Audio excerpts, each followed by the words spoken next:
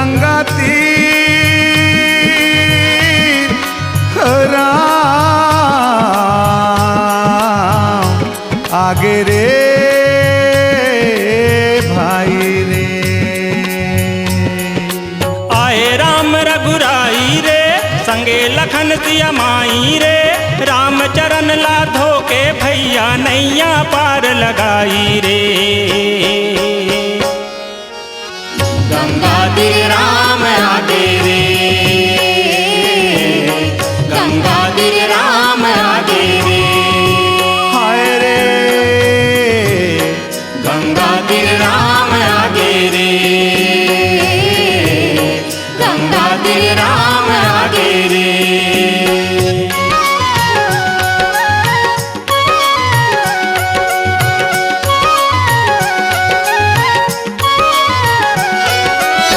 जिंदगी के राम जी खेवैया ओही है भाग जगैया। बूढ़े झन का हमर डोंगा डोले झन डगमग डैया। पापी चोला तरही रे विपत के दिन तरही रे, राम चरण लाधो के भैया नैया पार लगाई रे। गंगा तीर राम आगे रे, गंगा तीर राम आगे हाय रे, रे गंगा तीर राम आगे रे, गंगा तीर राम आगे रे।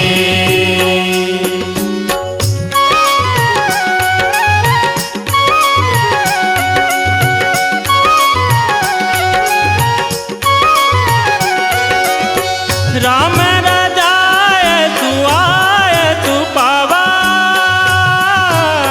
पानी कठाता भरी ले आवा। नाथ आज मैं काहन पावा,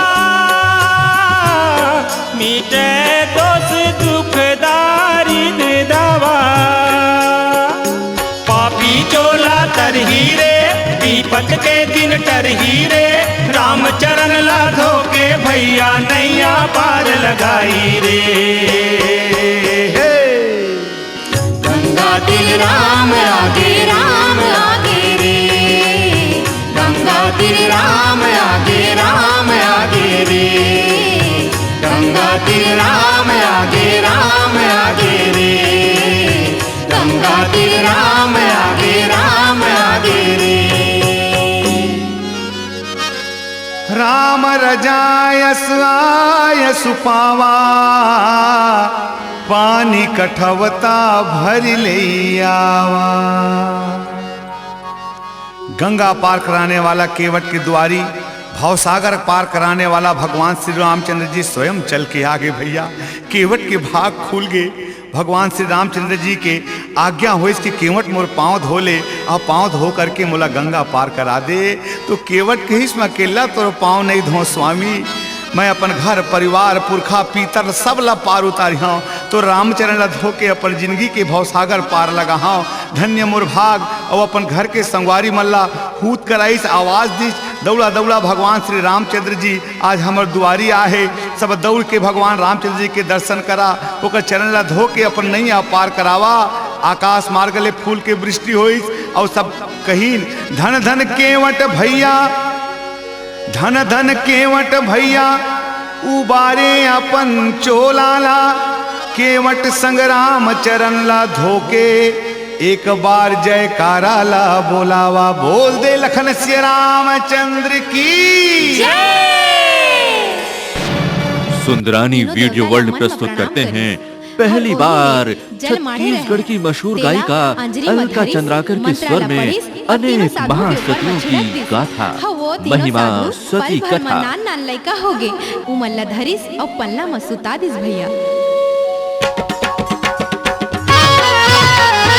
ये तीनों देवता ला आसन बैठाए हो, सती जले छिड़क के लइका बनाए हो, माता जैसे गोदी माँ उठाए। महिमा सती कथा।